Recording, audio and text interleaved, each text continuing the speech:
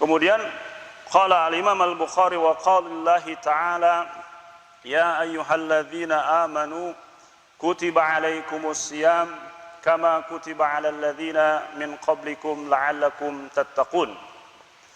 Ya ayyuhalladzina amanu, wahai orang-orang yang beriman. Ya. Di dalam Al-Qur'an kurang lebih ada 88 kata ya ayyuhalladzina amanu, dan ini adalah yang kelimanya. Ya ayyuhalladzina amanu, ya, salah satu faidah yang dikatakan oleh Abdullah ibnu Mas'ud, idza samitallaha yaqulu ya ayyuhalladzina amanu ya ayyuhan nas fa'ar'iha sam'ak. Ya, dengarkanlah dengan baik, imma amrun yu'maru bihi, mungkin setelahnya akan ada perintah yang akan Allah perintahkan, au nahyun naha anhu, au yanha anhu, ataupun ada larangan yang akan Allah larang. Ya, sedikit kita mentadaburi ya ayyuhalladzina amanu ini. Jadi ya itu adalah dalam bahasa Arab disebut harfun nida, untuk memanggil, dan kata setelahnya disebut munada, yang dipanggil. Ya. Dalam bahasa Arab kurang lebih ada 8 harfun nida. Ya. Salah satu, semuanya berfungsi untuk memanggil. Hanya saja ada yang memanggil untuk yang jauh, ada yang memanggil untuk yang dekat. Ya. Untuk nahya ini fungsi asalnya memanggil sesuatu yang jauh. Ya. Tapi ada kalanya digunakan untuk sesuatu yang dekat. Ya. Ada 2 hikmah. Jadi sesuatu yang jauh tapi memakai sesuatu yang dekat tapi dipanggil dengan ya, itu adalah yang pertama,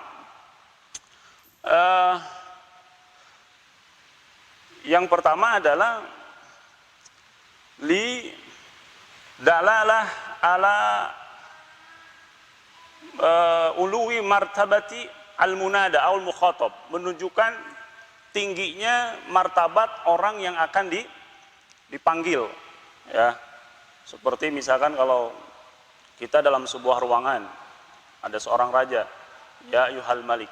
Ya, padahal sebenarnya raja itu dekat dengan kita. Ya, tidak menggunakan ya ayyuhal malik pun, ya, panggilan itu sudah tepat, gitu kan. Ataupun itu menunjukkan sesuatu yang apa? Yang tinggi. Ataupun sebaliknya menunjukkan sesuatu yang apa? Yang sebaliknya, seperti ya ayyuhal jahil, wahai orang-orang yang jahil. Ya. Nah, di sini Allah Subhanahu wa taala memberikan ya ayyuhalladzina amanu, ini sebuah takrim wa tasyrif bagi orang-orang yang beriman. Ya, karena Allah Subhanahu wa taala memanggilnya.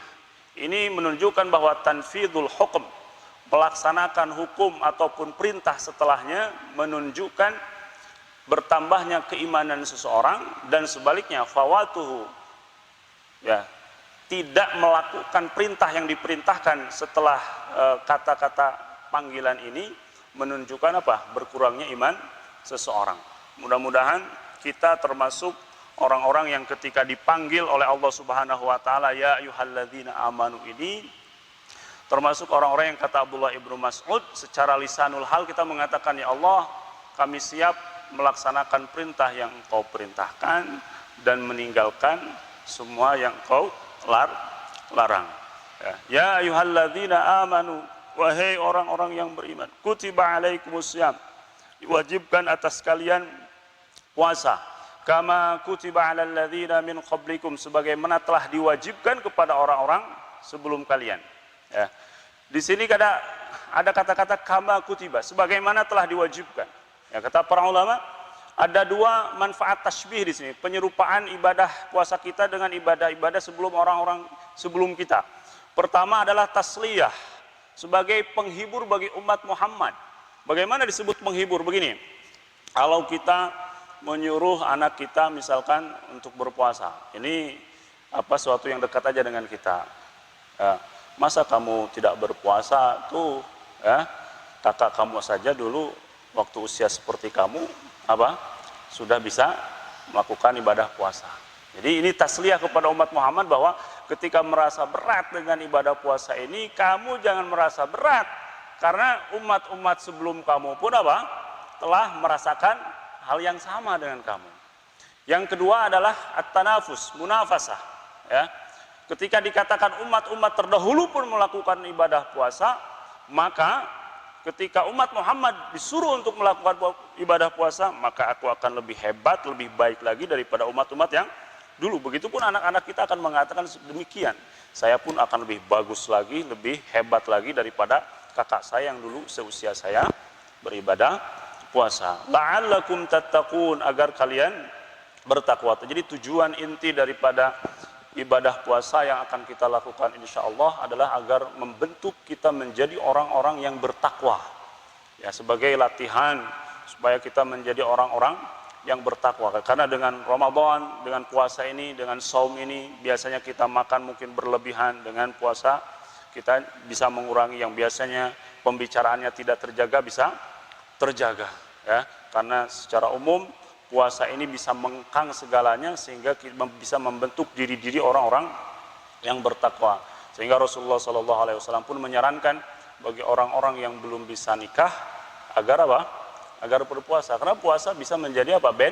Benteng. Mudah-mudahan Allah Subhanahu wa taala mempermudah kita untuk melakukan ibadah ini, sehingga kita termasuk golongan orang-orang yang sukses dan menjadi orang-orang yang bertakwa di mata Allah Subhanahu wa ta'ala. Kita tutup, subhanakallahumma wa bihamdik, asyhadu an la ilaha illa anta astaghfiruka wa atubu ilaik. Assalamualaikum warahmatullahi wabarakatuh.